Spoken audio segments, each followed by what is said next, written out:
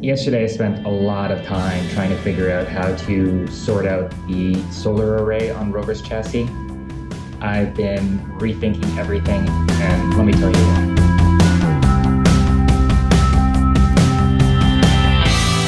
Here are a bunch of sketches that I did this morning trying to think through the different options, and basically my ideal situation for when the solar array is extended is like this. All three side by side, level, on a level, kind of on a level.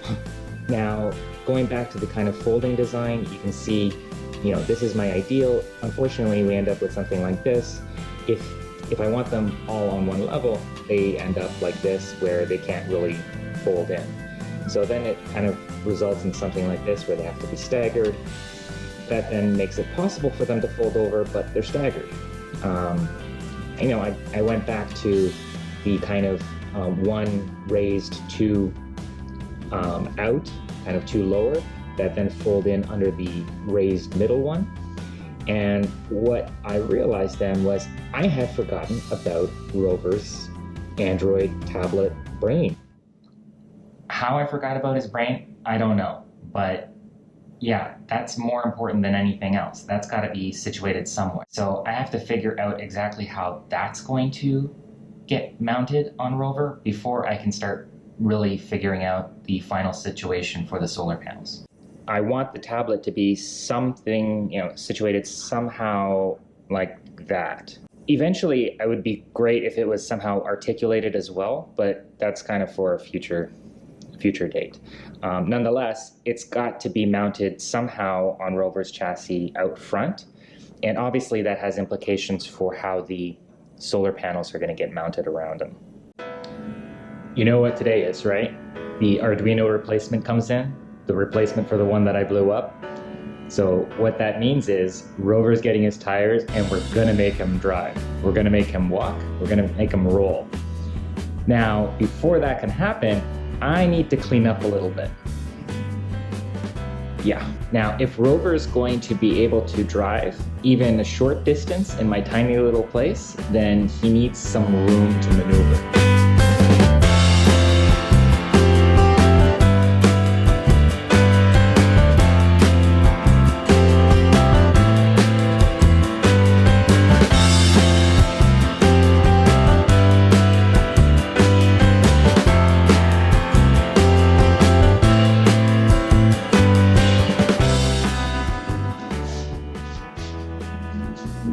Better, right?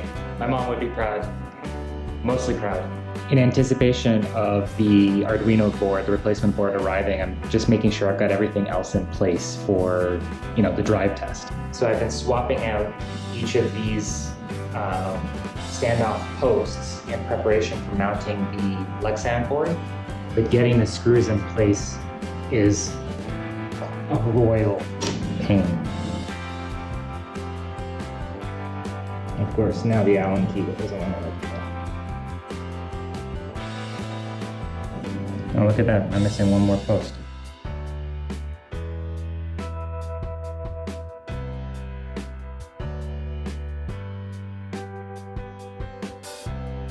So close. Nope. Nope. Let's try the Allen key again. Yeah.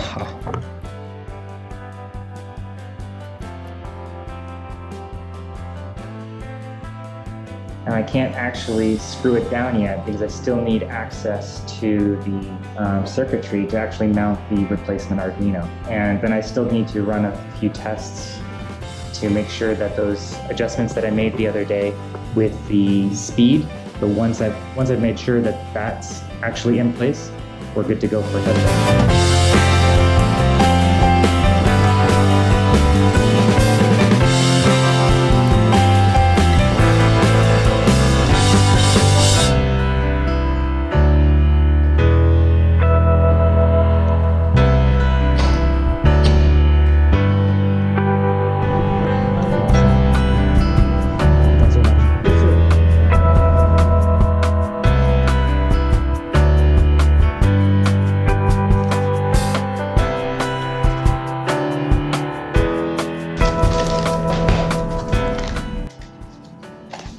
Yeah, finally.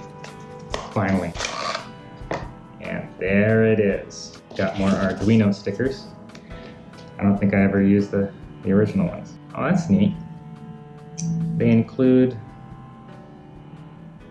rubber standoffs. And there's a sticker that says the new IDE. So here's the old one, fried one. Here's the new one. Slightly different color. New, old. Back is a little bit different, but otherwise, they look the same. Okay, I swear I'm not procrastinating about the drive, but I'm trying to mount the new MEGA ADK board, and what I realized was that the standoff posts that are, so you see one here, and another one here in the corner, those are what the MEGA ADK board sits on, as well as the Uno. And there's no kind of plastic spacer between the boards and the aluminum standoffs. And I don't think that was a problem in frying the previous ADK board, but if I'm going to put them back in place, even temporarily, they really need to be safe, basically so that I don't do it again. The problem is that when I try to position the boards with the little plastic spacers, I mean, my thumbs and fingers are, fat, and I can't get these to stay in place while I mount the screws. They just keep falling off and they go underneath the other boards, and I'm gonna make up some epoxy, mount these on top of the standoff posts, and that will at least make these stay put.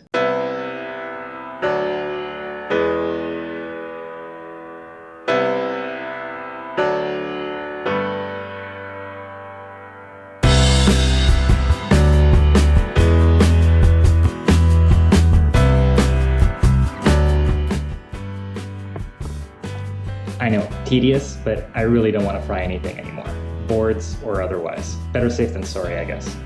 It'll take approximately 3, I think maybe 4 hours for the epoxy to dry. It's only not even 2:30 in the afternoon here, so it's going to be late, it's going to be dark, so I apologize in advance for the dark video, but we are going to get to that first drive test today, promise. Seeing as how I still have the epoxy mixed up, I figured I might as well put it to good use and mount the remaining 2 ultrasonic sensors that go in the rear. The trick is really just positioning the ultrasonic sensors so that they lay flat and even with the bracket.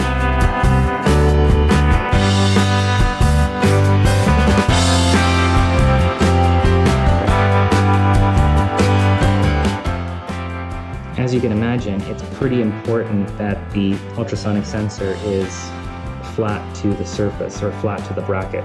Otherwise, we're going to be pointing it and measuring the distance to the floor or to the ceiling. So that's one down.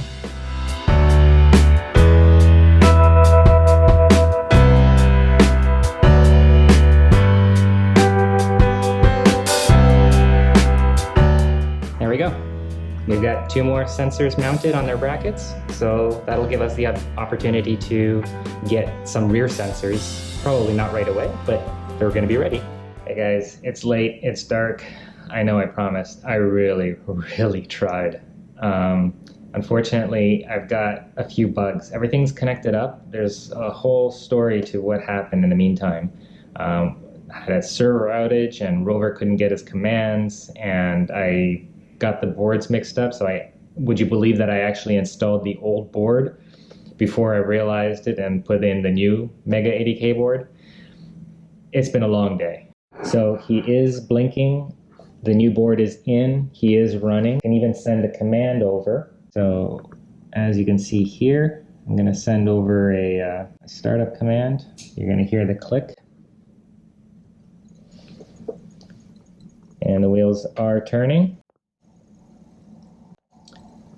I'll show you in a second, but this command is 2 right turns, broken apart by a stop command, which is what he just did. So it is working, everything is running, it's just not working properly.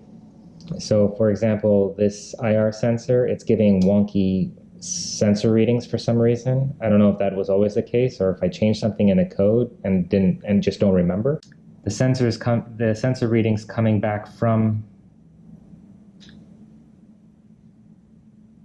the left, center, right values. I'm getting some negative values. I don't know where those are coming from right now, but it's throwing stuff off. So yeah, I just don't feel right putting the tires on and having him drive around just because I promised that I would. He's obviously not ready. Honestly, I don't know why. I don't know what changed in the meantime. I thought everything was already kind of bug-free on that front. I have been doing a lot of work, as you know, on the Android tablet, on the app there. Maybe that has something to do with it, with the commands. It's just guesswork at this point, but I've got to troubleshoot it. We're going into the weekend, so I've got time, and I'm going to do my darndest, but unfortunately, it's not going to happen tonight. Really apologies all around, but rest assured that I'm on it, and I will be doing my darndest to get this guy on his tires. So stay tuned. Hopefully I still earned a thumbs up. If you have any questions, comments, suggestions, thoughts, if you've experienced negative values on sensor readings and you have some input for me, please use the comments below or on ROVer's site. And otherwise, I'll see you guys next time. Cheers.